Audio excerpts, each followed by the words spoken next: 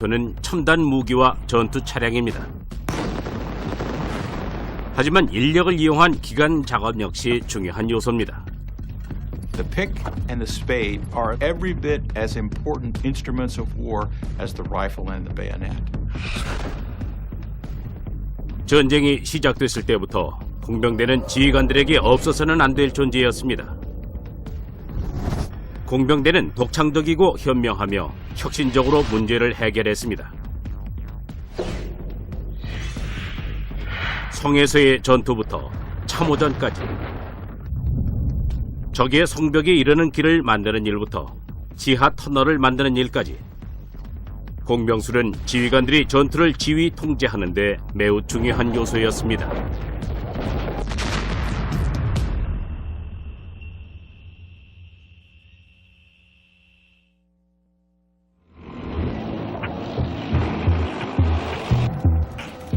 지상전은 땅을 빼앗거나 지키는 전쟁입니다. 지상전에 있어 지형은 매우 중요합니다. 공격을 할 때, 방어를 할 때에도 지휘관은 주위의 지형을 잘 이용해야 합니다. 이런 법칙은 고대의 전쟁에서도 그대로 적용됐습니다. 로마의 보병 군단은 여러 지형에서 작전을 펼쳤습니다. 로마의 공병대는 역사상 가장 훌륭한 공병대로 꼽힙니다.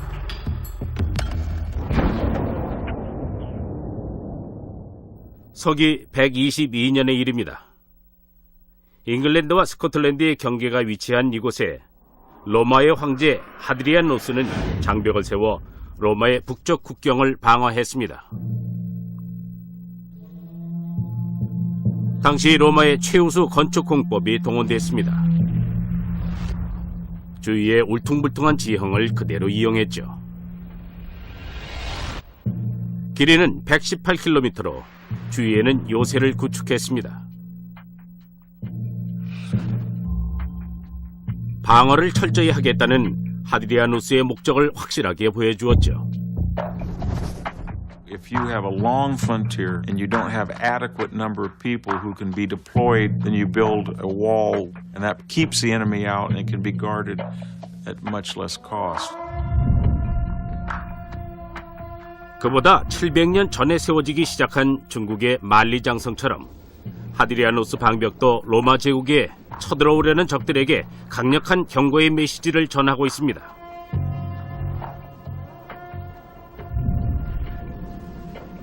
그러나 공병술은 방어적 수단일 뿐만 아니라 공격적인 수단이기도 합니다. 세대에 걸쳐 공병술을 전수받은 로마 군인들은 공격 작전을 펼칠 때 삽과 곡괭이를 아주 능숙하게 사용했습니다. If you have a wall, there's only three ways to get past it. You go over it, you go under it, or you go through it. And there's a science that will develop to do that. 방어벽을 무너뜨리기 위한 로마군의 작전을 확실히 엿볼 수 있는 곳은 이스라엘의 마사다입니다. 서기 73년의 마사다 요새에 대한 로마의 공격은 승리를 얻기 위해 로마의 공병대가 얼마나 성실하고 독창적이었으며 꼼꼼했는지를 잘 보여줍니다. 유대인 저항군은 로마군에 저항할 장소로 마사다를 선택했습니다. 접근이 어려웠기 때문입니다. Masada is an excellent example of an ancient fortification. In other words, taking a naturally very strong natural feature, this enormous mountain really behind me, and then fortifying it. 방어하기에 용이한 지형이었기 때문에 유대인 저항군에게 매우 유리했습니다.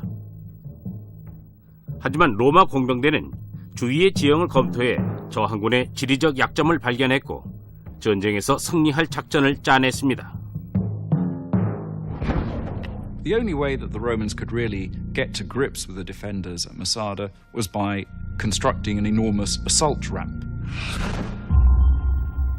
길을 만들기 전에 로마군들은 적당한 위치를 찾아야 했습니다.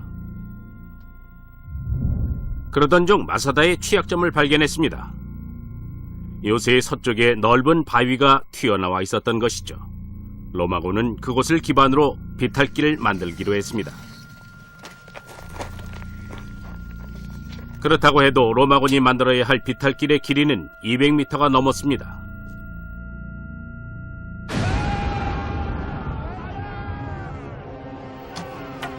비탈길의 경사가 낮아야 무기와 병사들을 탑재한 공성탑을 요새의 벽면까지 끌어올릴 수 있습니다. 정상에 오르고 나면 공성탑 안에 무기를 갖춘 병사들이 방벽을 두드려 깰 수 있습니다.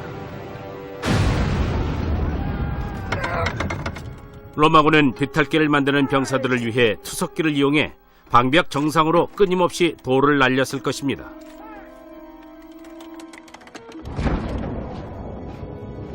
하지만 관건은 공성탑을 안정적으로 지지해줄 수 있는 비탈길을 만드는 것이었습니다.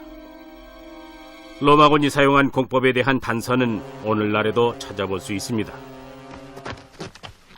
Now, these bits of timber here have been here for nearly 2,000 years. They were laid by Roman legionaries when they were building this immense ramp behind us. We think they're some form of reinforcing, rather like we have steel rods in concrete today to hold that together. So these timbers were driven in horizontal layers to try and keep the ramp in one compact mass. 정확하게 어떤 식으로 건설했는지는 알 수 없습니다. 아마 등성이 부분과 그 양쪽을 계단 모양으로 만들어 기초를 안정적으로 구축하고 미리 만들어둔 목재 상자를 강화 판재로 받쳐서 안에 흙을 채워 쌓아 올렸을 것입니다. 이제 비탈길은 공성탑의 무게를 견딜 수 있을 만큼 튼튼합니다. 로마군은 공병술로 높이의 차이를 극복하고 방벽을 공격해 이 산악 요새가 갖고 있는 약점을 집요하게 공격했습니다. The towers at Masada do not project out beyond the wall line. This does not allow for any flanking fire. It reduces their defensive capability quite substantially. So what we have at Masada is essentially a passive defensive system. 수비군은 이런 식의 계획된 공격을 버텨낼 수 없었습니다. 기원전 50년에서 서기 150년 사이 대포술과 함께 발전한 로마 공병술은 제국의 발전에 매우 중요한 역할을 했습니다. 수세기가 지난 후에야 수비군은 이런 체계적 공성작전에 대한 효과적인 대응책을 고안해냈습니다. 1188년의 중동입니다.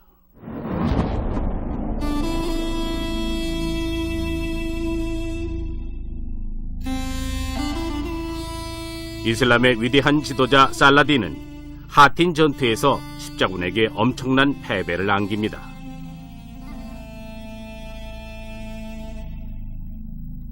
하지만 살라딘은 팔레스타인을 장악하기 위해 십자군을 오늘날의 시리아에 있는 크락데 슈발리의 성등으로부터 몰아내야 했습니다.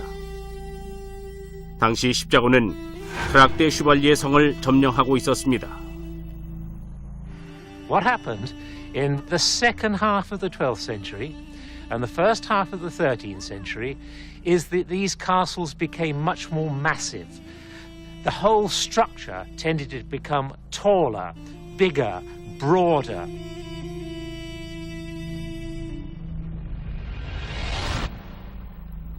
크락데 슈발리의 성은 오직 한 가지 특별한 목적으로 지어졌는데 바로 철저한 방어입니다.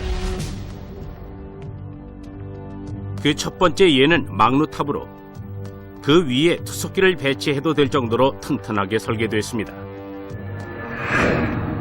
이 새로운 종류의 평형추 시스템 투석기는 350m 이상 떨어진 공격 부대를 타격할 수 있었습니다.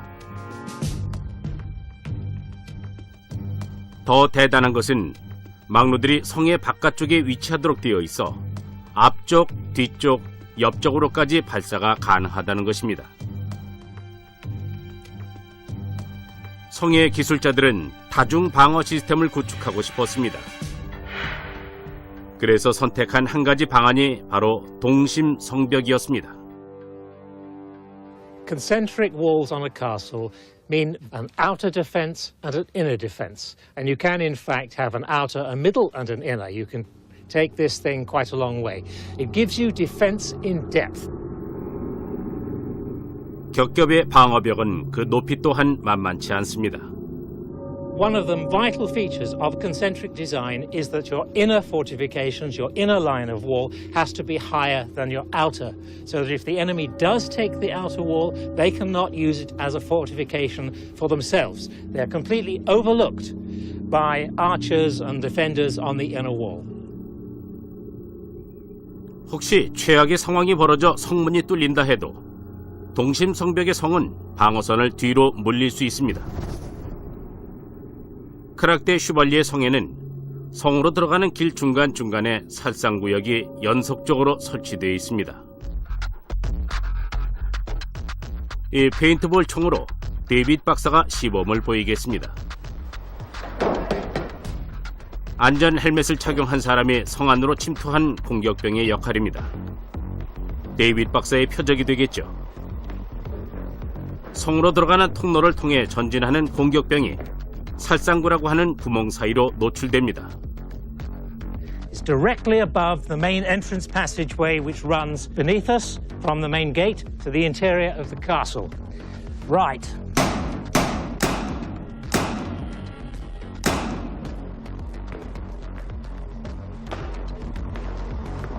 If the defenders fail to get the attacker during the first opportunity to shoot, they'll have plenty of others.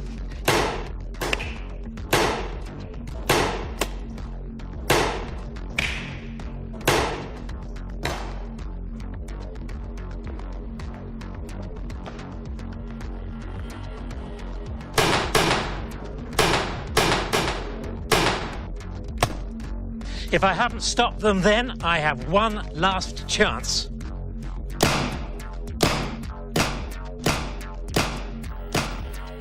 이 살상구를 통해서 성을 설계할 때 수비를 위한 위치 선정에 얼마나 신경을 썼는지 알 수 있습니다. 그리고 실제 전투에서 진가를 발휘했죠. 1188년 크락데 슈발리에를 점령한 십자군은 살라딘의 공격을 성공적으로 막아냈습니다. 이러한 다중 방어는 오늘날의 공병술에서도 매우 중요하게 여겨지고 있습니다.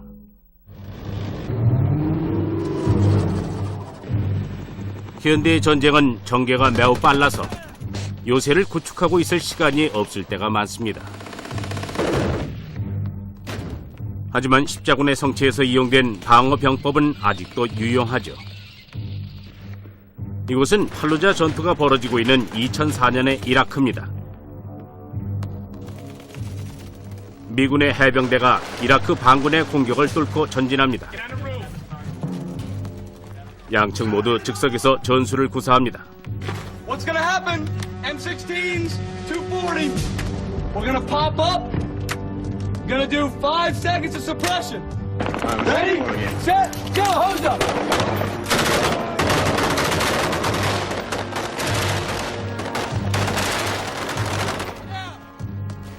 계속 이동하며 싸우는 가운데 옥상을 점령한 미군은 높이 면에서도 유리하고 옥상의 벽 덕분에 방어도 더 쉽습니다. 적군들을 위에서 내려다보며 총알 세례를 날릴 수 있으니까요.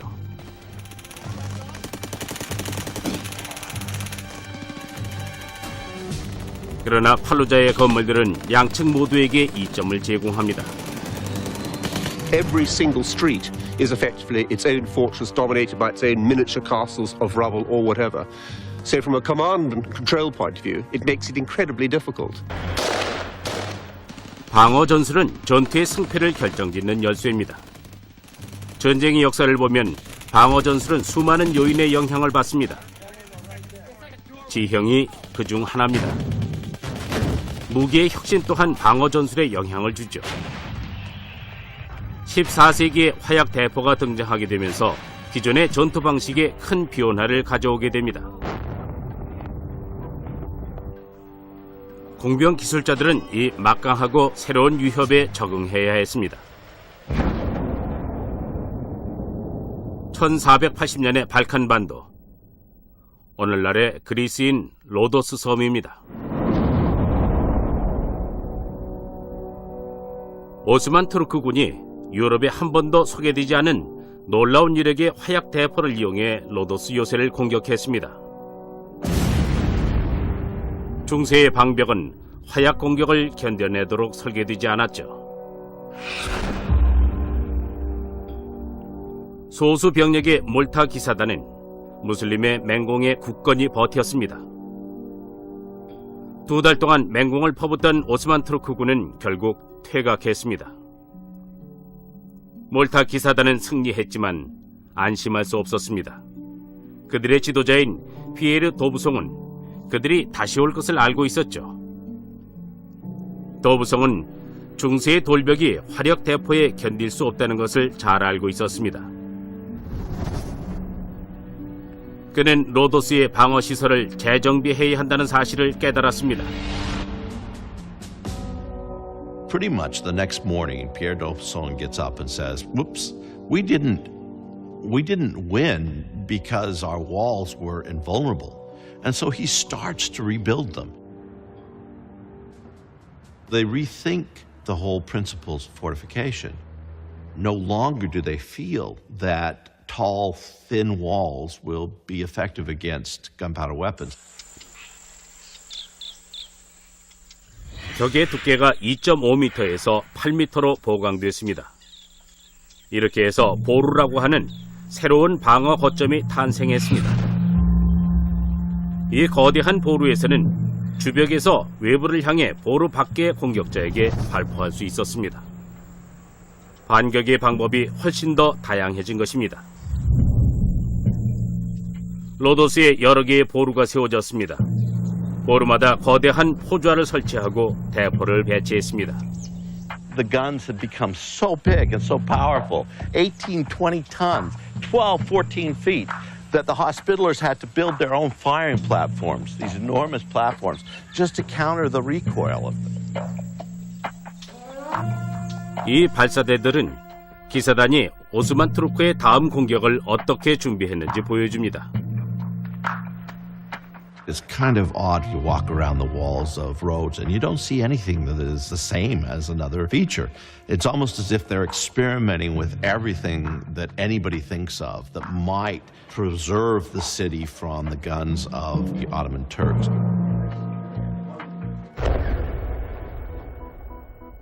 외루라고 부르는 이 독립된 구조의 방벽은 도부성이 해자를 확대하면서 만든 수많은 것들 중 하나입니다. 방어력을 향상시키기 위한 것이죠. Instead of just digging 50 meters of moat, he leaves this outerwork in the middle of the moat. Now the attackers have to go down one side of the moat, defeat the outerwork, go down the other side of the moat, and now they get to attack the walls. 1522년 6월, 오스만 투르크가 다시 쳐들어왔습니다. 오스만 투르크의 군주인 슐레이만 대제가 수만 명의 병사들을 이끌고 포위 공격을 시작했습니다. 하지만 그들을 상대하는 몰타 기사단은 6,000명에 불과했습니다. I don't think that anything like the 1522 siege had been seen in warfare ever before. 끝없이 밀어닥치는 오스만의 공격이 새로이 강화된 로도스의 성벽을 두드렸습니다. The Knights Hospitaller would kill 1,000, and they'd look up, and there'd still be 20,000 because another 1,000 had arrived from Turkey. There's one eyewitness, Jacques de Bourbon, and he talks about the blood being so thick on the ground, from so many Ottomans being killed, that you can't see actual dirt. It's just blood. 오스만 투르크는 로도스의 성벽을 부수려다 수천 명을 잃었지만 계속 공격을 퍼부었습니다. 6개월의 포위 공격 끝에 결국 몰타 기사단도 큰 손실을 입고 항복을 하기에 이르렀습니다. In the end, Suleiman the Magnificent, the one who wins, this young sultan, admits to the Hospitallers that he had lost 103,000 men to take Rhodes, and then he'd gladly lose 103,000 more.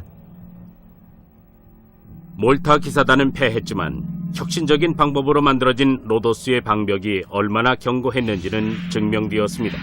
Pretty soon, all throughout Europe and all throughout the Middle East, people are building forts just like the Hospitallers had built in Rhodes. 로도스의 요새는 화약 대포에 대응하기 위한 수많은 방법들 중에 하나였습니다. 이탈리아에서는 공병 기술자들이 십자 포화가 가능하도록 고안한 삼각형의 보루를 갖춘 별 모양의 요새를 만들었습니다. 방어 공병술의 정교함은 머지않아 새로운 단계에 이르게 됩니다. 1698년에 프랑스 동부, 방어적 설계의 절정을 보여줄 한 요새의 건설 공사가 한창 진행 중입니다. 뇌프 브리작입니다. 오늘날의 뇌프 브리작은 아주 작은 마을로 독일의 국경과 가깝습니다. 이 요새는 프랑스의 뛰어난 공병 기술자인 세바스티앙 보방에 의해 설계되었습니다. 그는 요새 건설에 관해 공부한 귀족이었습니다. Everybody learned the rudiments of fortification. They learned it because the nobility was still the warrior class, and fighting in this time had to do with knowing the techniques of fortification. 보방의 재능은 매우 뛰어났습니다. 그가 등장했던 시기의 프랑스는 전쟁 중으로 유럽의 거의 모든 나라가 프랑스 국경에 몰려들고 있었습니다. 보방은 160개의 요새를 새로 만들거나 개조했습니다.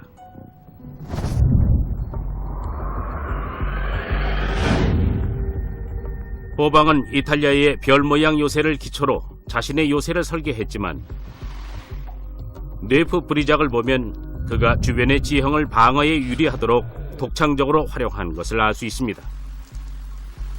Right now, I'm walking just outside Neuf-Brisach. What's really amazing about it is that from where you are right now, you can't even see all the ditches. There's countryside all around, but it just looks like we're walking on a slightly hilly terrain, when in fact we're only 20 meters away from all the fortification ditches. 눈에 잘 띄지 않으면서도 교묘하게 고지대에 위치해 있습니다. The ground is gently sloping upwards. It was calculated very carefully by Vauban so that the height advantage would still belong to the people inside the fortifications.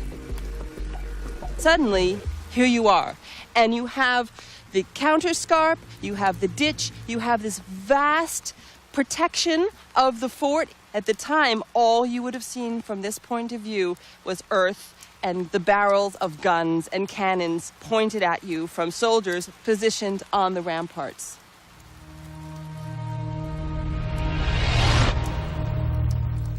요새의 중심 방벽을 공략하려면 먼저 여기에 이 웨버부터 통과해야 합니다. 200년 전의 로도스 섬에서의 경험을 바탕으로 웨버는 이제 요새 건설 기술의 표준이 되었습니다. 보루 안에 배치된 총사들은 중심 방벽 앞의 지면을 즉각 방어합니다. What that means is that one bastion covers the other one. They each shoot crisscross style so that there's no cover along the wall.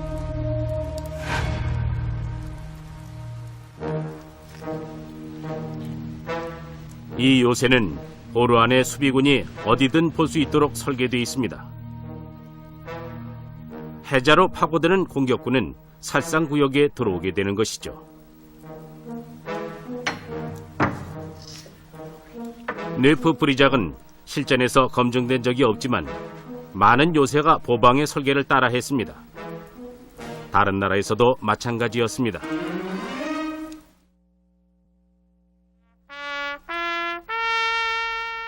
볼티모어항 입구에 자리한 맥켄리 요새.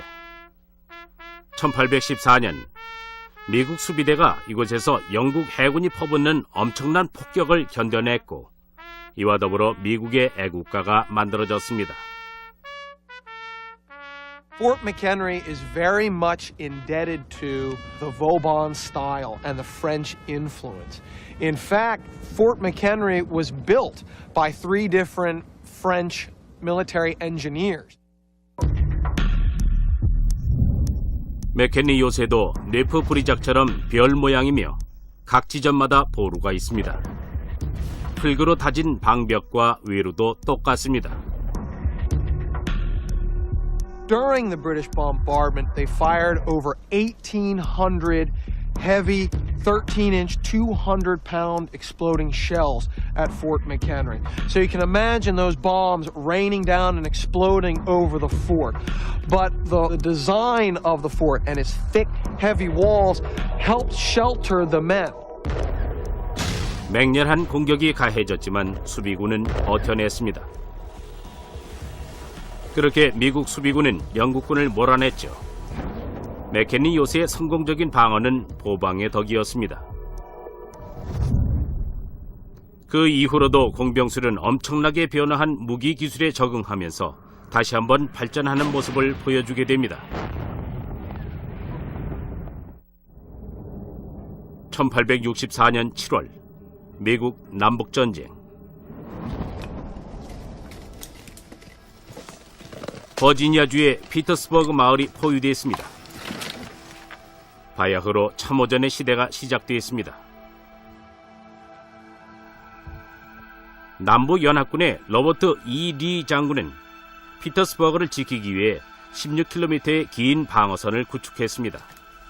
그의 상대는 북부연합의 율리시즈 S. 그랜트 장군이었습니다. 양군은 모두 참호를 팠습니다. The increased lethality of the battlefield because of rifled weapons caused first soldiers and then later their generals to alter the ground at every opportunity. Dig that field fortification, get your people underground so that the attacker had to come at you from a position of disadvantage. 높은 돌담 성벽은 사라졌습니다. 이제 방어전의 중심은 땅을 파서 만든 참호로 옮겨졌습니다. 공격 진영인 북부연합은 남부연합군의 참호 방어선을 돌파해야 했습니다. 북부연합군의 장교인 헨리 프레진츠는 전 광산 기술자로 기막힌 작전을 고안해냈습니다. He was indicative of a new kind of soldier that really represented the popularization of scientific and technical knowledge, and were able to apply that during the war. 플레진츠는 비밀 공병 작전을 제안했습니다. 남부연합의 방어선 아래에 터널을 판 다음 밑에서 폭파시키자는 제안이었죠. 그의 계획은 156m를 파내려가는 것이었습니다. 하지만 그 정도 깊이라면 터널 끝까지 바람을 통하게 하기가 매우 어렵죠. As the miners continued to work, as they breathed out their carbon dioxide, without air coming in to the tunnel, they would have quickly suffocated. Pleasant's solution was quite magnificent in its elegance and simplicity. 먼저 터널의 입구 쪽에 환기 갱도를 파서 이산화탄소가 제거되도록 합니다. 바닥에는 계속 불을 피워서 신선하지 않은 공기를 위로 올려보내 배출시킵니다. 그리고 연기를 의심받지 않기 위해서 병사들이 작업장 주변에서 불을 피우고 있도록 합니다. 한편 신선한 공기는 나무로 만든 환기관을 통해 광부들이 일하고 있는 터널의 정면으로 유입되게 합니다. Here's our construction of the ductwork that the air went into where the soldiers were working. 이 모형들을 이용해서 플레진츠의 시스템을 재현해 보겠습니다. This Pyrex 2 represents the ductwork that they built. The Union lines would be over here, Confederate lines to the left, and this Pyrex 2 represents the vertical shaft that Pleasants constructed. 그리고 이 램프는 플레진츠가 피운 불입니다. 로스는 모형 터널에 연기를 채워 신선하지 않은 공기를 재현합니다.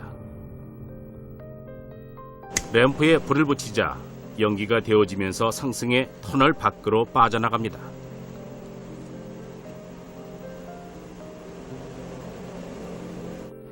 종이가 펄럭이면서 터널의 병사들이 숨을 쉬도록 신선한 공기가 유입되고 있음을 보여줍니다. 작업을 시작한 지 34일이 지나고 터널이 완성되었습니다. 터널 입구에서 막바지 작업을 하는 동안 북부연합 병사들은 명령을 기다렸습니다. At the end of it, in kind of a T shape, they had two 30-foot galleries where they would store 4 tons of black gunpowder. 엄청난 양의 화약을 남부연합군 방어선의 바로 밑에 설치했습니다. 1864년 7월 30일에 이른 새벽, 도하선에 불을 붙였습니다. There was this tremendous explosion, almost like a geyser going off. Body parts, wagon wheels, cannons, huge pieces of dirt the size of a house began to rain down. The Confederate lines that had stood seconds before were now obliterated, and what was left was an enormous crater. 278명의 남부연합 병사들이 사망했습니다. 하지만 폭발이 일어난 지점을 우회하지 않고 곧바로 진격해서 들어간 후발 공격대가 진격에 실패해 결국 원래의 방어선으로 퇴각했습니다.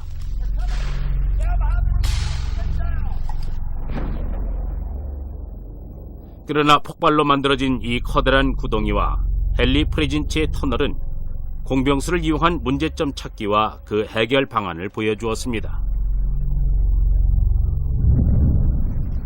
약 50여 년 후 이러한 지하 작전술도 완전히 새로운 단계로 접어들게 됩니다.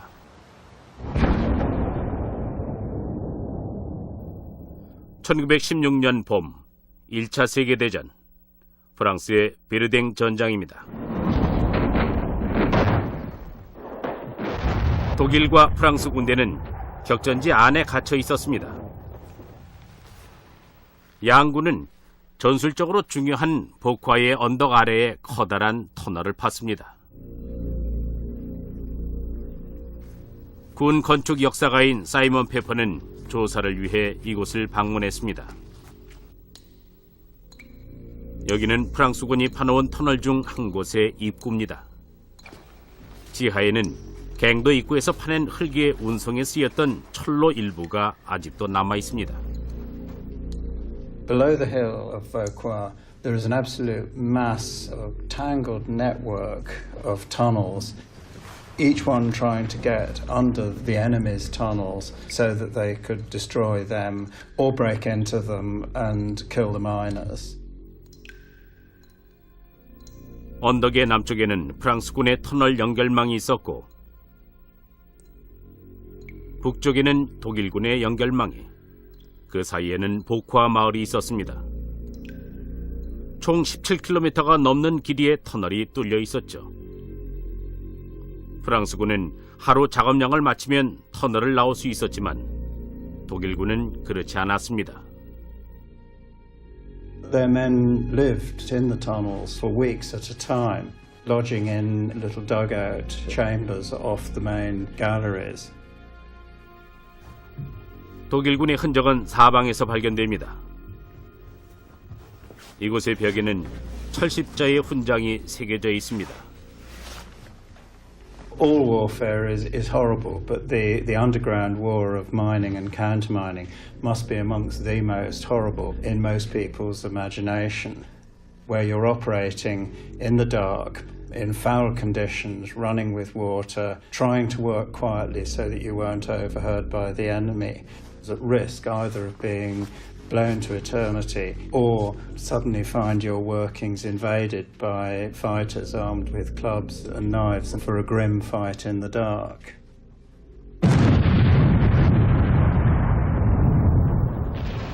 이 지하 전쟁은 신무기가 사용되면서 더욱더 치열해졌습니다. The big difference by the time we get to the First World War is that high explosive has become available. 이 초기 형태의 고성능 폭약은 기존 화약의 10배에 달하는 파괴력을 지녔습니다. 보콰에서는 500번 이상의 지하 폭발이 일어나면서 언덕의 상층부가 흔적도 없이 날아갔습니다. 결국 프랑스가 전쟁에 승리했지만 마을에 남은 것이라곤 몇 개의 벽돌뿐이었습니다.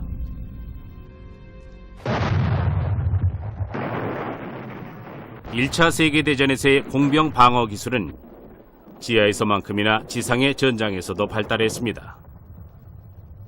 서부전선에 펼쳐진 참호의 바로 앞에 대단히 새롭고 효율적인 장애물이 등장했으니 바로 철조망입니다. 19세기 후반에 나타난 이 농경 발명품은 순식간에 군사적인 잠재성을 드러냈습니다. 방어를 용이하게 해주면서 적의 진격 속도를 저해하고 그들을 살상지역으로 몰아넣었습니다. 게다가 철조망은 매우 가늘기 때문에 없애기도 쉽지 않았습니다. You walk up to the barbed wire, and there's no way to get past, and there's really no way back either. And the enemy machine guns, which are trained on you, are going to cut you down. 1916년 솜무 전투에서 영국군은 보병대를 진격시키기 위해 독일군의 철조망을 뚫으려 했습니다. 그들은 공중폭발 산탄을 사용해 철조망을 끊으려고 했지만 생각보다 철조망은 단단했습니다. This represents a shrapnel shell, in as much as shrapnel shells were used to attack barbed wire entanglements. 플라스틱 폭발 장약 뒤에 붙은 작은 강철공이 유산탄의 공중 폭발을 재현할 것입니다. If you were to be bold enough to lie there, I can guarantee you're going to be seriously dead. But you're not a barbed wire entanglement, and the mechanics of it are very different.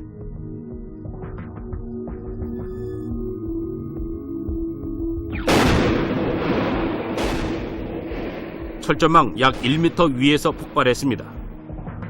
Well, as we can see, the wire is intact. There are 6 strands, and there were 6 strands before we fired it.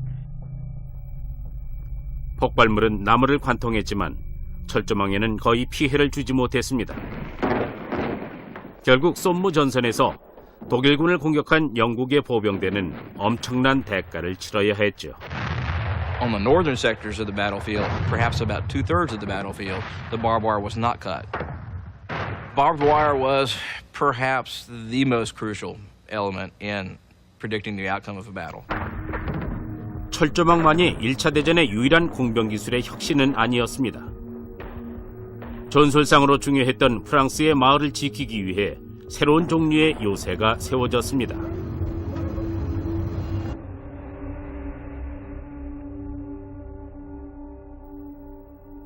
두아몽 요새는 베르댕 마을의 방어를 위해 세워졌으며 메주강의 필수 횡단 지점에 위치하여 프랑스군의 중요 방어 기점이 됐습니다.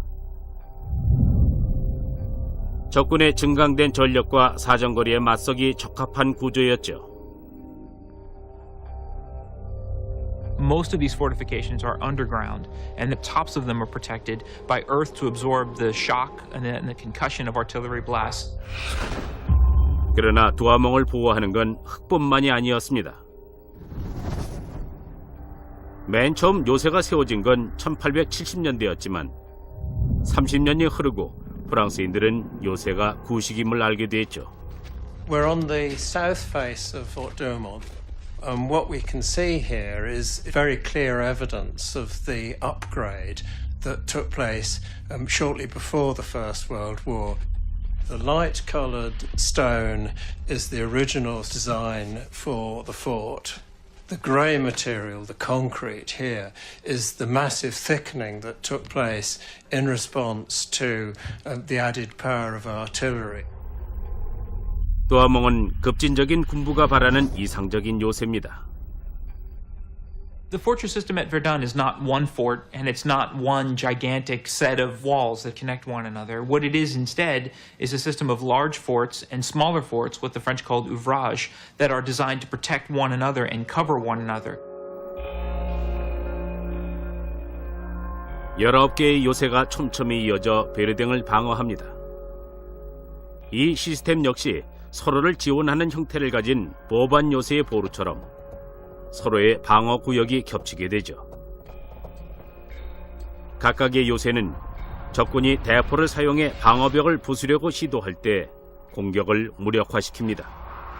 The big gun here, the 150mm, was capable of firing some miles and would defend the neighbouring forts by sweeping the ground in front of them and sometimes even sweeping the tops of them.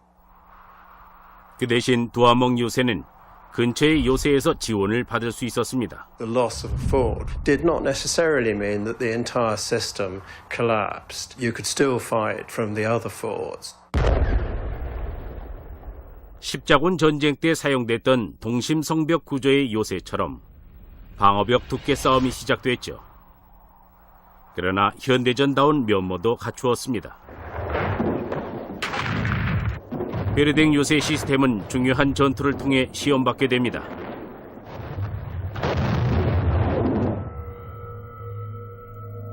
처음엔 독일군이 승리할 듯 보였습니다. 1916년 2월 공격을 시작해 3월 초가 되자 독일이 두아몽을 장악하게 됩니다. 6월이 되자 보호 요새마저 함락됐습니다. 그러나 다른 요새들은 임무를 다 했습니다. While two of the major forts fall, Douaumont is the largest of the forts by far. The system itself holds, and as a result, the Germans don't get into Verdun and they can't cross the Meuse River in force. 프랑스군은 10월에 두아몽 탈환에 성공하고 마침내 베르댕 전투에서 승리했죠. 이 승리는 전후 프랑스 군사령부에 큰 영향을 미쳐 미래를 대비해 프랑스를 요새화하기에 이릅니다. After the war, the idea was to extend these fortifications along the border to protect the country against a new kind of attack.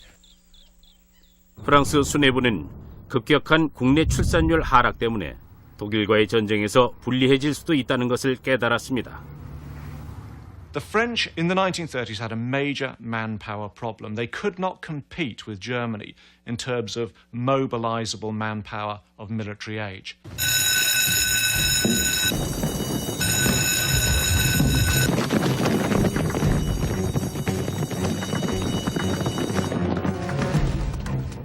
그들의 해결책은 마지노선이었습니다. France's Maginot Line blazes into action.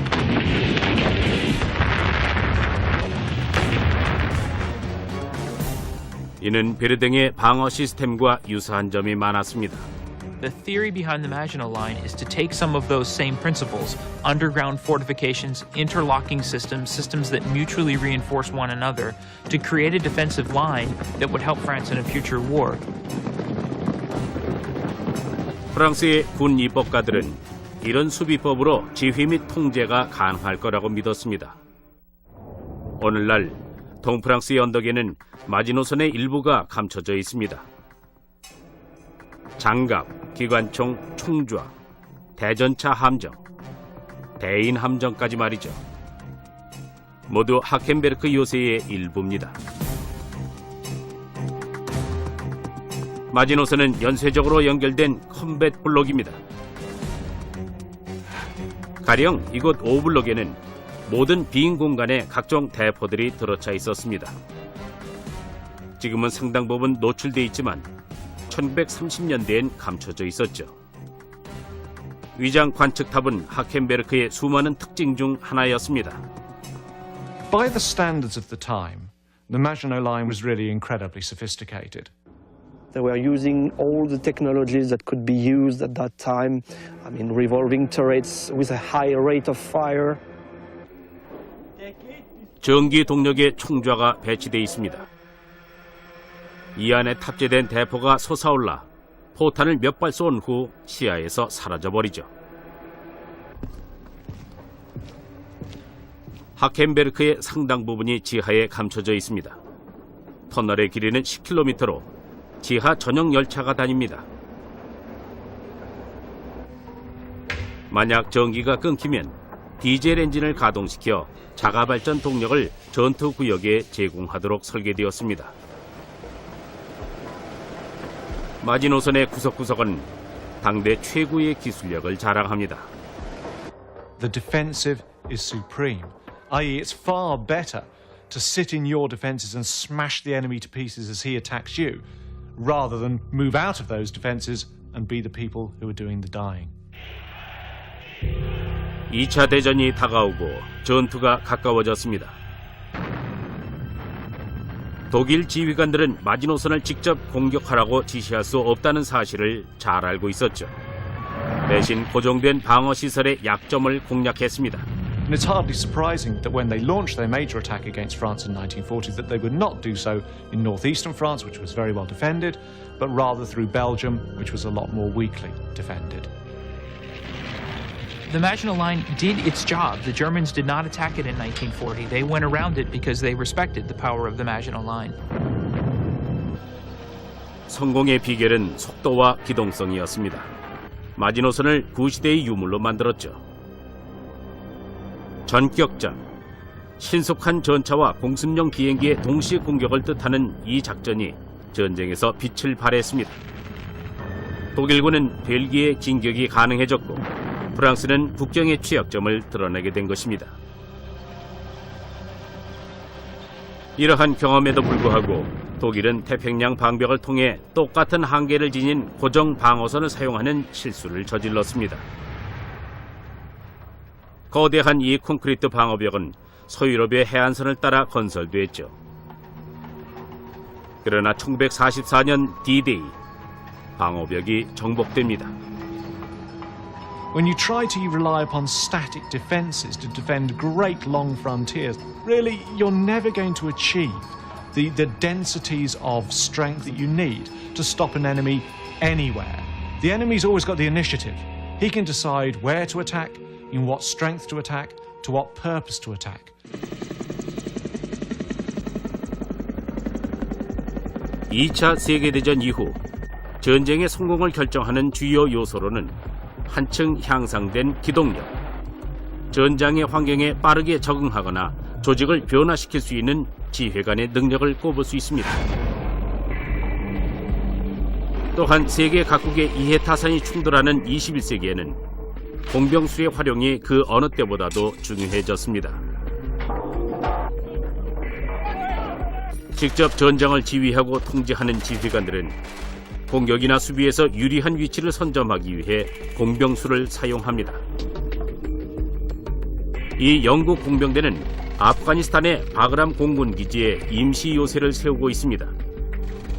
새로운 부대의 도착을 맞이하기 위해서죠. 2000년 전 로마 군단이 마사다에서 새로운 지형을 만들어냈듯이 국가적인 대응책을 고안해냈습니다. 1188년의 중동입니다.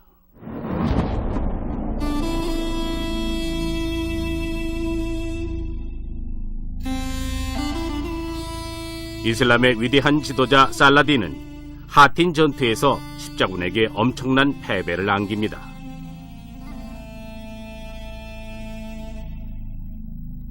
하지만 살라딘은 팔레스타인을 장악하기 위해 십자군을 오늘날의 시리아에 있는 크락데 슈발리의 성 등으로부터 몰아내야 했습니다.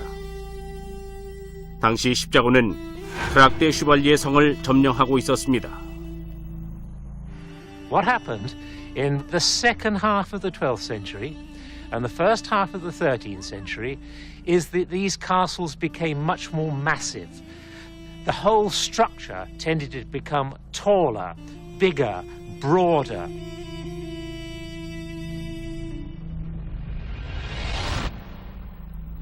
크락데 슈발리의 성은 오직 한 가지 특별한 목적으로 지어졌는데 바로 철저한 방어입니다. 그 첫 번째 예는 막루탑으로 그 위에 투석기를 배치해도 될 정도로 튼튼하게 설계됐습니다. 이 새로운 종류의 평형추 시스템 투석기는 350m 이상 떨어진 공격 부대를 타격할 수 있었습니다. 더 대단한 것은 막루들이 성의 바깥쪽에 위치하도록 되어 있어 앞쪽, 뒤쪽, 옆쪽으로까지 발사가 가능하다는 것입니다. 성의 기술자들은 다중 방어 시스템을 구축하고 싶었습니다. 그래서 선택한 한 가지 방안이 바로 동심 성벽이었습니다. Concentric walls on a castle mean an outer defense and an inner defense. And you can, in fact, have an outer, a middle, and an inner. You can take this thing quite a long way. It gives you defense in depth. 겹겹의 방어벽은 그 높이 또한 만만치 않습니다.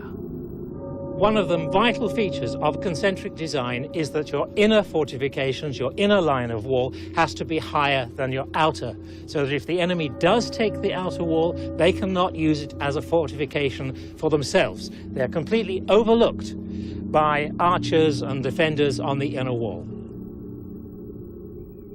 혹시 최악의 상황이 벌어져 성문이 뚫린다 해도 동심 성벽의 성은 방어선을 뒤로 물릴 수 있습니다.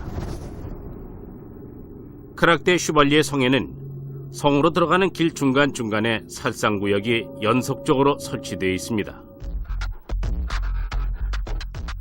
이 페인트볼 총으로 데이빗 박사가 시범을 보이겠습니다. 안전 헬멧을 착용한 사람이 성 안으로 침투한 공격병의 역할입니다. 데이빗 박사의 표적이 되겠죠. 성으로 들어가는 통로를 통해 전진하는 공격병이 살상구라고 하는 구멍 사이로 노출됩니다. It's directly above the main entrance passageway which runs beneath us from the main gate to the interior of the castle. Right.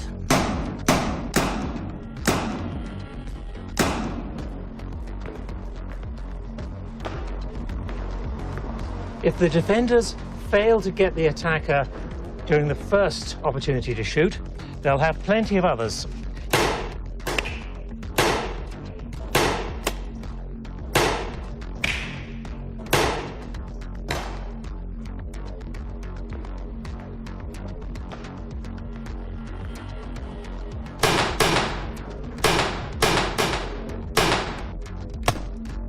If I haven't stopped them then, I have one last chance.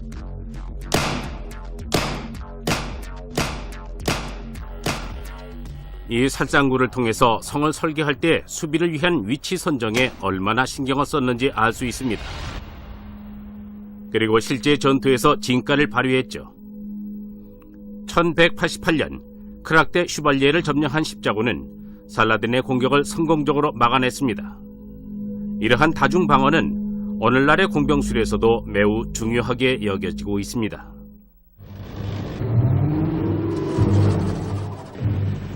현대의 전쟁은 전개가 매우 빨라서 요새를 구축하고 있을 시간이 없을 때가 많습니다. 하지만 십자군의 성체에서 이용된 방어 병법은 아직도 유용하죠. 이곳은 팔루자 전투가 벌어지고 있는 2004년의 이라크입니다. 미군의 해병대가 이라크 반군의 공격을 뚫고 전진합니다. 양측 모두 즉석에서 전술을 구사합니다. What's gonna happen? M16s, 240. We're gonna pop up. Gonna do 5 seconds of suppression. Ready, set, go, hose up.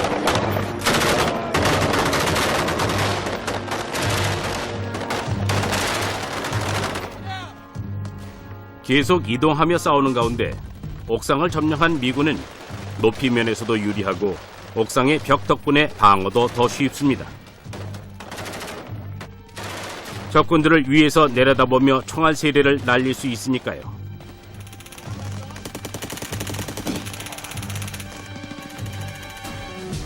그러나 팔루자의 건물들은 양측 모두에게 이점을 제공합니다. Every single street is effectively its own fortress dominated by its own miniature castles of rubble or whatever.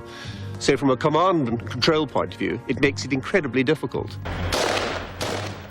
방어 전술은 전투의 승패를 결정짓는 열쇠입니다. 전쟁의 역사를 보면 방어 전술은 수많은 요인의 영향을 받습니다. 지형이 그중 하나입니다. 무기의 혁신 또한 방어 전술에 영향을 주죠.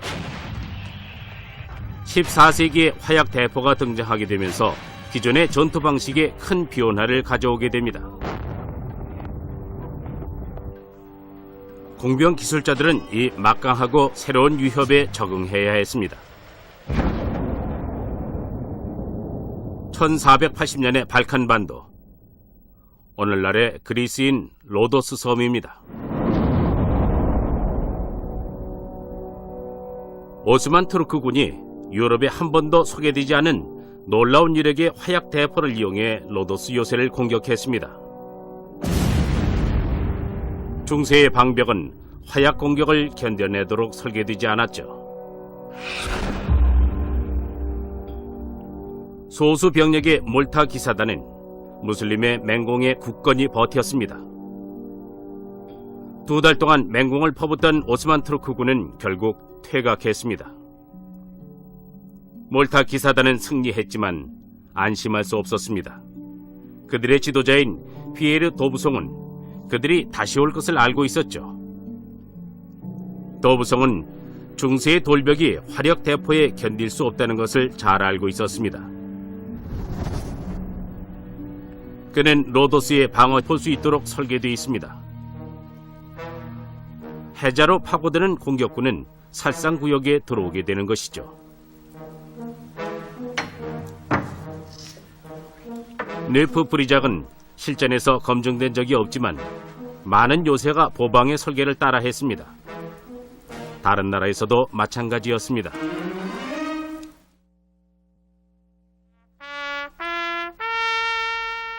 볼티모어항 입구에 자리한 맥켄리 요새.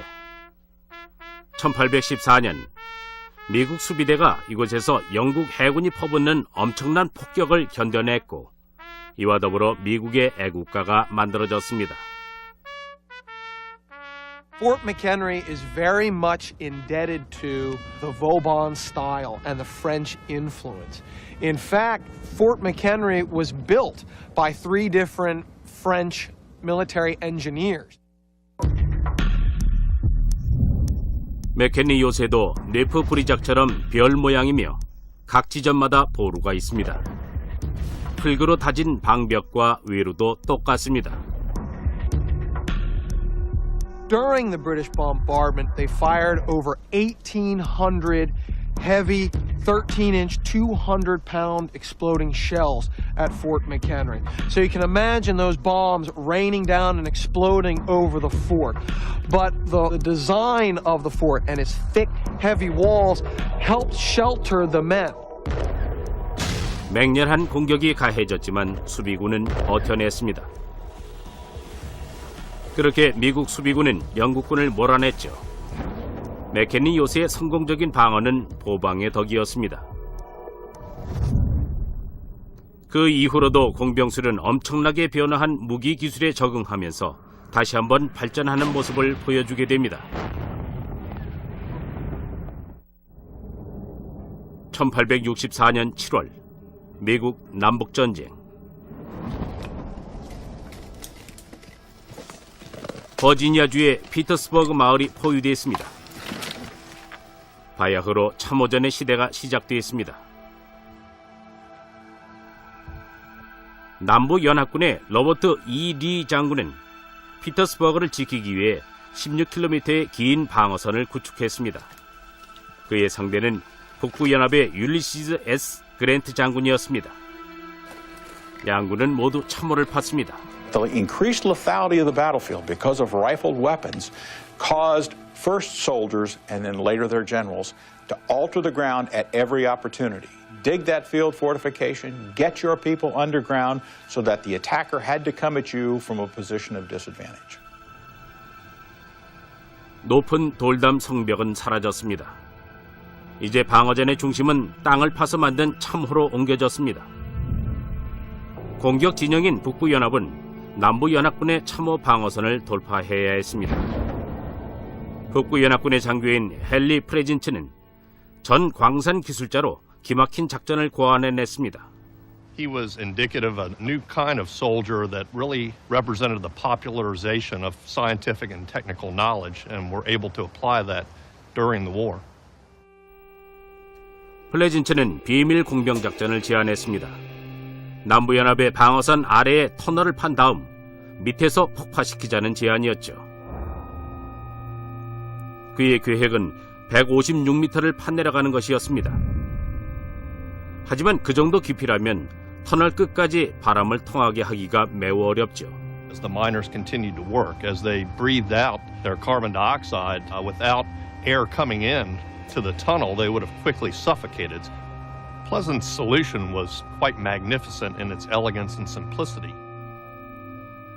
먼저 터널의 입구 쪽에 환기 갱도를 파서 이산화탄소가 제거되도록 합니다. 바닥에는 계속 불을 피워서 신선하지 않은 공기를 위로 올려보내 배출시킵니다. 그리고 연기를 의심받지 않기 위해서 병사들이 작업장 주변에서 불을 피우고 있도록 합니다.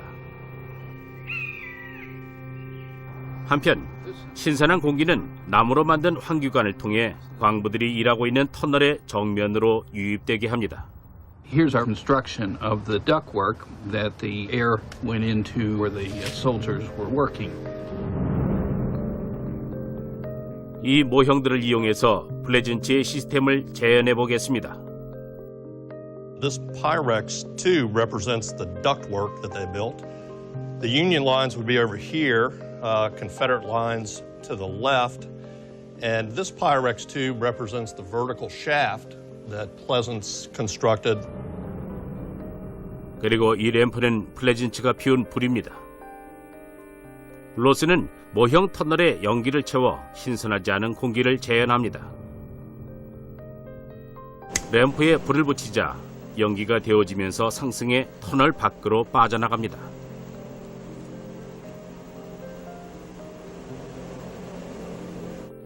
종이가 펄럭이면서 터널의 병사들이 숨을 쉬도록 신선한 공기가 유입되고 있음을 보여줍니다. 작업을 시작한 지 34일이 지나고 터널이 완성되었습니다. 터널 입구에서 막바지 작업을 하는 동안 북부연합 병사들은 명령을 기다렸습니다. At the end of it, in kind of a T shape, they had two 30-foot galleries where they would store 4 tons of black gunpowder. 엄청난 양의 화약을 남부연합군 방어선의 바로 밑에 설치했습니다. 1864년 7월 30일에 이른 새벽, 도화선에 불을 붙였습니다. There was this tremendous explosion, almost like a geyser going off. Body parts, wagon wheels, cannons, huge pieces of dirt the size of a house began to rain down. The Confederate lines that had stood seconds before were now obliterated, and what was left was an enormous crater. 278명의 남부연합 병사들이 사망했습니다. 하지만 폭발이 일어난 지점을 우회하지 않고 곧바로 진격해서 들어간 후발 공격대가 진격에 실패해 결국 원래의 방어선으로 퇴각했습니다.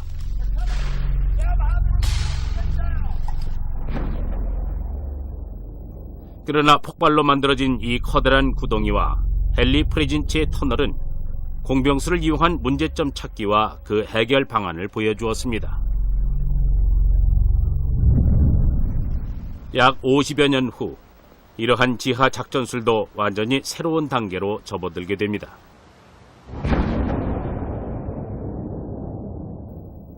(1916년) 봄 1차 세계대전, 프랑스의 베르댕 전장입니다. 독일과 프랑스 군대는 격전지 안에 갇혀 있었습니다. 양군은 전술적으로 중요한 복화의 언덕 아래에 커다란 그는 첨단 무기와 전투 차량입니다. 하지만 인력을 이용한 기관 작업 역시 중요한 요소입니다. The pick and the spade are every bit as important instruments of war as the rifle and the bayonet. 전쟁이 시작됐을 때부터 공병대는 지휘관들에게 없어서는 안 될 존재였습니다. 공병대는 독창적이고 현명하며 혁신적으로 문제를 해결했습니다. 성에서의 전투부터 참호전까지, 적의 성벽에 이르는 길을 만드는 일부터 지하 터널을 만드는 일까지, 공병술은 지휘관들이 전투를 지휘 통제하는 데 매우 중요한 요소였습니다.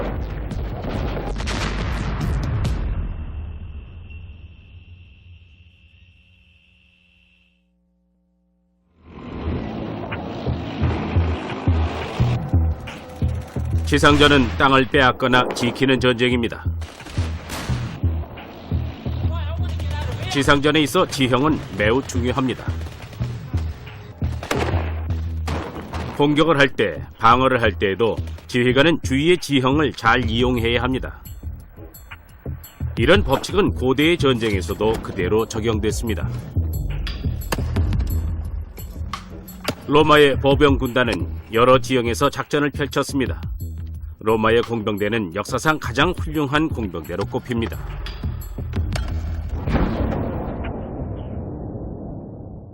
서기 122년의 일입니다. 잉글랜드와 스코틀랜드의 경계가 위치한 이곳에 로마의 황제 하드리아노스는 장벽을 세워 로마의 북쪽 국경을 방어했습니다. 당시 로마의 최우수 건축 공법이 동원됐습니다. 주위의 울퉁불퉁한 지형을 그대로 이용했죠.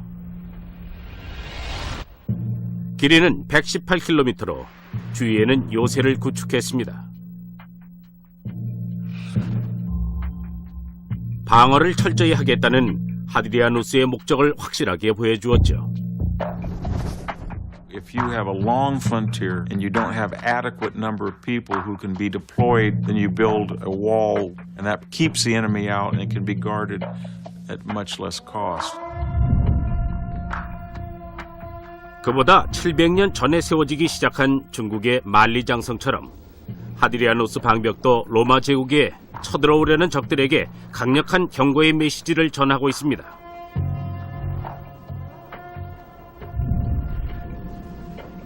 그러나 공병술은 방어적 수단일 뿐만 아니라 공격적인 수단이기도 합니다.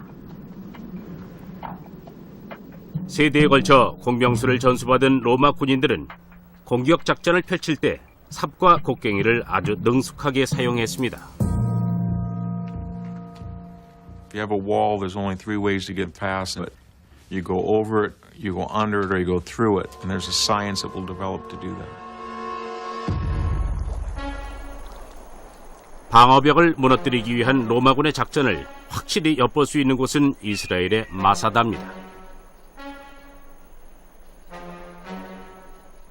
서기 73년의 마사다 요새에 대한 로마의 공격은 승리를 얻기 위해 로마의 공병대가 얼마나 성실하고 독창적이었으며 꼼꼼했는지를 잘 보여줍니다. 유대인 저항군은 로마군에 저항할 장소로 마사다를 선택했습니다. 접근이 어려웠기 때문입니다. Masada is an excellent example of an ancient fortification. In other words, taking a naturally very strong natural feature, this enormous mountain really behind me, and then fortifying it. 방어하기에 용이한 지형이었기 때문에 유대인 저항군에게 매우 유리했습니다.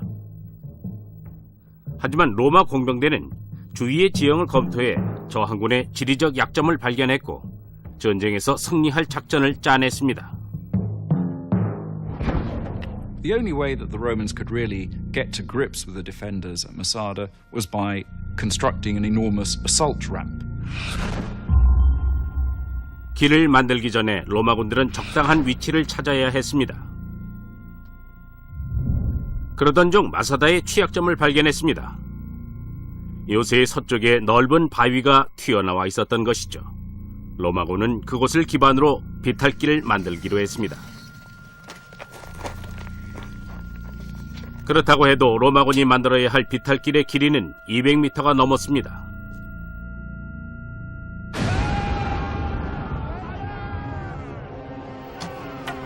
비탈길의 경사가 낮아야 무기와 병사들을 탑재한 공성탑을 요새의 벽면까지 끌어올릴 수 있습니다. 정상에 오르고 나면 공성탑 안에 무기를 갖춘 병사들이 방벽을 두드려 깰 수 있습니다. 로마군은 비탈길을 만드는 병사들을 위해 투석기를 이용해 방벽 정상으로 끊임없이 돌을 날렸을 것입니다.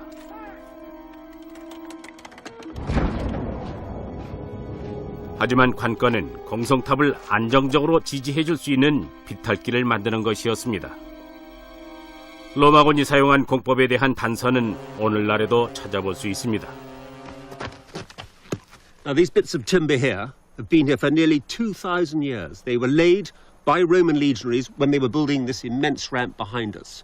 We think there's some form of reinforcing, rather like we have steel rods in concrete today to hold that together. So these timbers were driven in horizontal layers to try and keep the ramp in one compact mass. 정확하게 어떤 식으로 건설했는지는 알 수 없습니다. 아마 등성이 부분과 그 양쪽을 계단 모양으로 만들어 기초를 안정적으로 구축하고 미리 만들어둔 목재 상자를 강화 판재로 받쳐서 안에 흙을 채워 쌓아 올렸을 것입니다. 이제 비탈길은 공성탑의 무게를 견딜 수 있을 만큼 튼튼합니다. 로마군은 공병술로 높이의 차이를 극복하고 방벽을 공격해 이 산악 요새가 갖고 있는 약점을 집요하게 공격했습니다. The towers at Masada do not project out beyond the wall line. This does not allow for any flanking fire. It reduces their defensive capability quite substantially. So what we have at Masada is essentially a passive defensive system. 수비군은 이런 식의 계획된 공격을 버텨낼 수 없었습니다. 기원전 50년에서 서기 150년 사이 대포술과 함께 발전한 로마 공병술은 제국의 발전에 매우 중요한 역할을 했습니다. 수세기가 지난 후에야 수비군은 이런 체계적 공성작전에 대한 흉 터널을 팠습니다. 군 건축 역사가인 사이먼 페퍼는 조사를 위해 이곳을 방문했습니다. 여기는 프랑스군이 파놓은 터널 중 한 곳의 입구입니다. 지하에는 갱도 입구에서 파낸 흙의 운송에 쓰였던 철로 일부가 아직도 남아 있습니다. Below the hill of Vauquois, there is an absolute mass of tangled network of tunnels, each one trying to get under the enemy's tunnels so that they could destroy them or break into them and kill the miners. 언덕의 남쪽에는 프랑스군의 터널 연결망이 있었고 북쪽에는 독일군의 연결망이, 그 사이에는 보쿠아 마을이 있었습니다. 총 17km가 넘는 길이의 터널이 뚫려 있었죠. 프랑스군은 하루 작업량을 마치면 터널을 나올 수 있었지만 독일군은 그렇지 않았습니다. Their men lived in the tunnels for weeks at a time, lodging in little dugout chambers off the main galleries. 독일군의 흔적은 사방에서 발견됩니다. 이곳의 벽에는 철십자의 훈장이 새겨져 있습니다. All warfare is horrible, but the underground war of mining and countermining must be amongst the most horrible in most people's imagination, where you're operating in the dark, in foul conditions, running with water, trying to work quietly so that you weren't overheard by the enemy, at risk either of being blown to eternity or suddenly find your workings invaded by fighters armed with clubs and knives for a grim fight in the dark.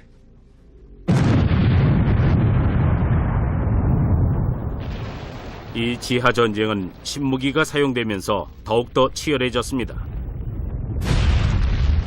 The big difference by the time we get to the First World War is that high explosive has become available.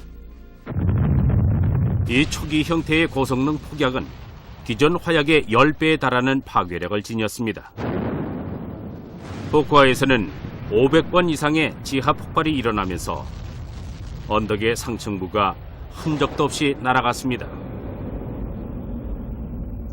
결국 프랑스가 전쟁에 승리했지만 마을에 남은 것이라곤 몇 개의 벽돌뿐이었습니다.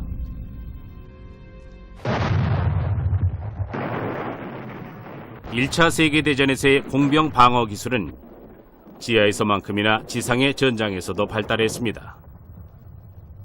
서부전선에 펼쳐진 참호의 바로 앞에 대단히 새롭고 효율적인 장애물이 등장했으니 바로 철조망입니다.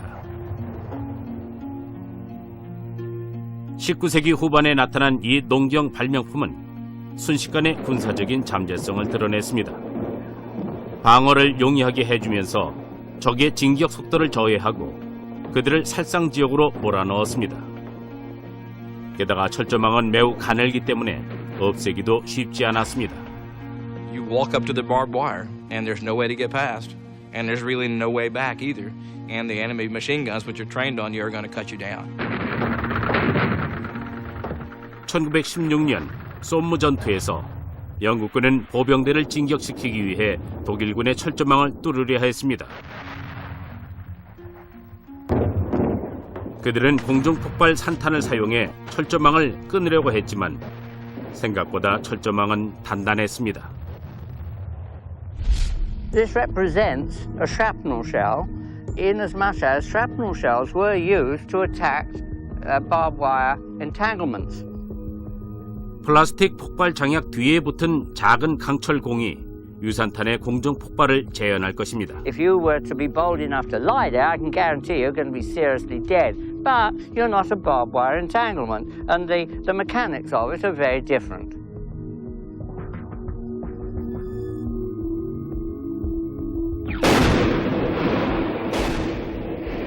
철조망 약 1m 위에서 폭발했습니다.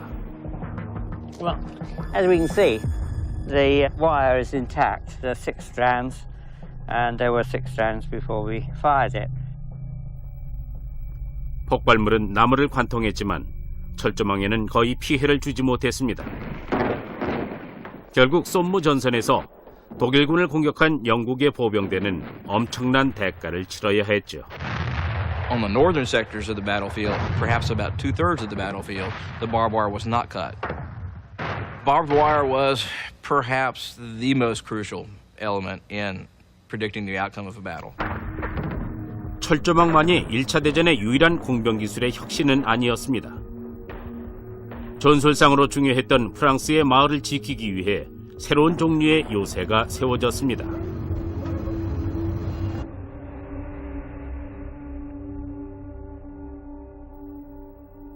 두아몽 요새는 베르댕 마을의 방어를 위해 세워졌으며 메지강의 필수 횡단 지점에 위치하여 프랑스군의 중요 방어 기점이 됐습니다.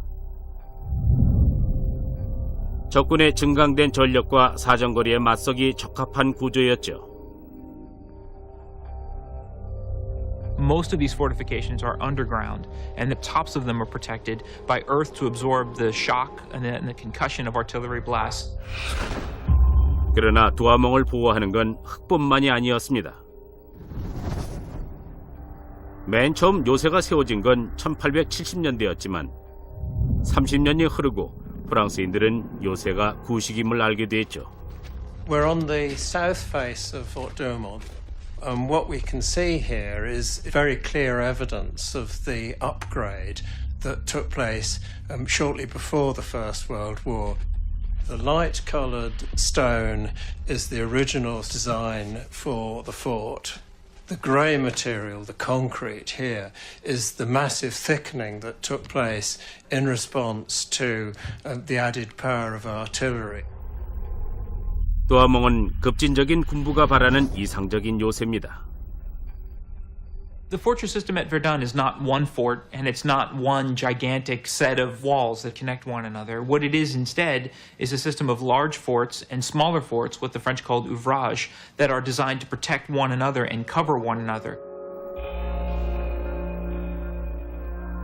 19개의 요새가 촘촘히 이어져 베르댕을 방어합니다. 이 시스템 역시 서로를 지원하는 형태를 가진 보반 요새의 보루처럼 서로의 방어 구역이 겹치게 되죠. 각각의 요새는 적군이 대포를 사용해 방어벽을 부수려고 시도할 때 공격을 무력화시킵니다. The big gun here, the 150mm, was capable of firing some miles and would defend the neighbouring forts by sweeping the ground in front of them and sometimes even sweeping the tops of them. 시설을 재정비해야 한다는 사실을 깨달았습니다. Pretty much the next morning, Pierre d'Ausson gets up and says, whoops, We didn't win because our walls were invulnerable. And so he starts to rebuild them.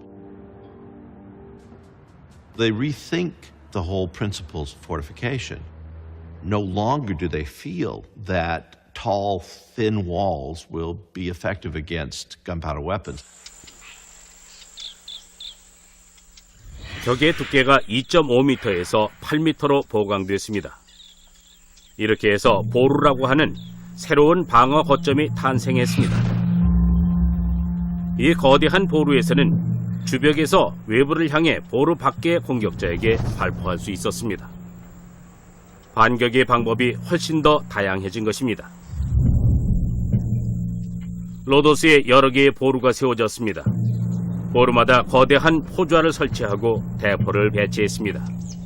The guns had become so big and so powerful, 18, 20 tons, 12, 14 feet, that the Hospitallers had to build their own firing platforms, these enormous platforms, just to counter the recoil of them. 이 발사대들은 기사단이 오스만 트루크의 다음 공격을 어떻게 준비했는지 보여줍니다. It's kind of odd to walk around the walls of Rhodes and you don't see anything that is the same as another feature.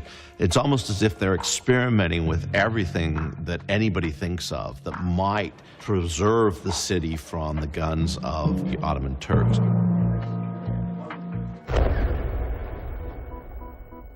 외루라고 부르는 이 독립된 구조의 방벽은 도부성이 해자를 확대하면서 만든 수많은 것들 중 하나입니다. 방어력을 향상시키기 위한 것이죠.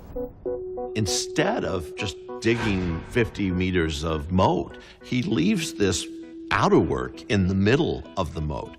Now the attackers have to go down one side of the moat, defeat the outerwork, go down the other side of the moat, and now they get to attack the walls. 1522년 6월, 오스만 투르크가 다시 쳐들어왔습니다. 오스만 투르크의 군주인 슐레이만 대제가 수만 명의 병사들을 이끌고 포위 공격을 시작했습니다. 하지만 그들을 상대하는 몰타 기사단은 6,000명에 불과했습니다. I don't think that anything like the 1522 siege had been seen in warfare ever before. 끝없이 밀어닥치는 오스만의 공격이 새로이 강화된 로도스의 성벽을 두드렸습니다.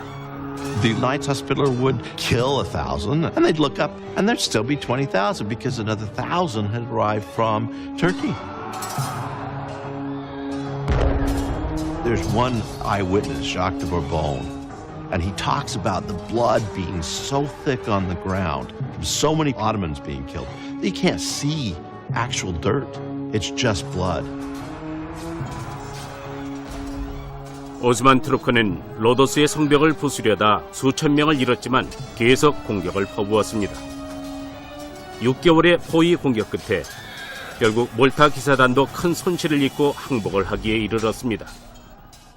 In the end, Suleiman the Magnificent, the one who wins, this young sultan, admits to the Hospitallers that he had lost 103,000 men to take Rhodes, and that he'd gladly lose 103,000 more. 몰타 기사단은 패했지만 혁신적인 방법으로 만들어진 로도스의 방벽이 얼마나 견고했는지는 증명되었습니다. Pretty soon, all throughout Europe and all throughout the Middle East, people are building forts just like the Hospitallers had built in Rhodes. 로도스의 요새는 화약 대포에 대응하기 위한 수많은 방법들 중에 하나였습니다. 이탈리아에서는 공병 기술자들이 십자포화가 가능하도록 고안한 삼각형의 보루를 갖춘 별 모양의 요새를 만들었습니다. 방어 공병술의 정교함은 머지않아 새로운 단계에 이르게 됩니다. 1698년의 프랑스 동부, 방어적 설계의 절정을 보여줄 한 요새의 건설 공사가 한창 진행 중입니다. 네프 브리작입니다. 오늘날의 네프 브리작은 아주 작은 마을로 독일의 국경과 가깝습니다. 이 요새는 프랑스의 뛰어난 공병 기술자인 세바스티앙 보방에 의해 설계되었습니다. 그는 요새 건설에 관해 공부한 귀족이었습니다. Everybody learned the rudiments of fortification. They learned it because the nobility was still the warrior class, and fighting in this time had to do with knowing the techniques of fortification. 보방의 재능은 매우 뛰어났습니다. 그가 등장했던 시기의 프랑스는 전쟁 중으로 유럽의 거의 모든 나라가 프랑스 국경에 몰려들고 있었습니다. 보방은 160개의 요새를 새로 만들거나 개조했습니다.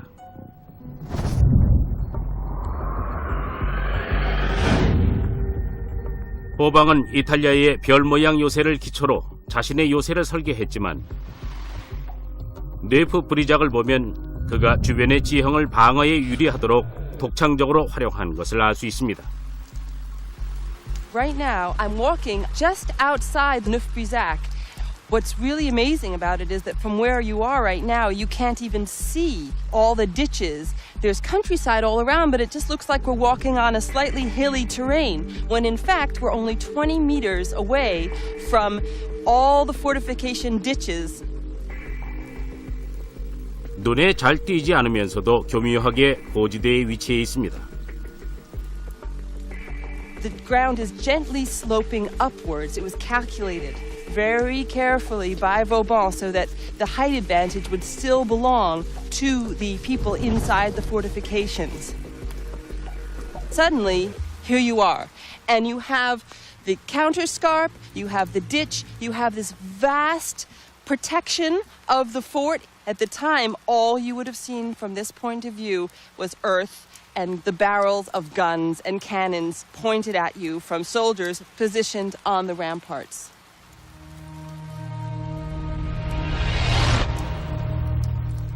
요새의 중심 방벽을 공략하려면 먼저 여기에 이 웨버부터 통과해야 합니다.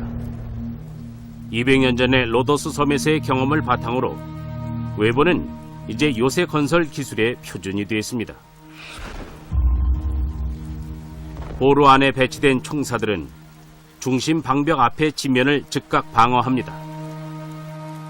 What that means is that one bastion covers the other one. They each shoot crisscross style so that there's no cover along the wall.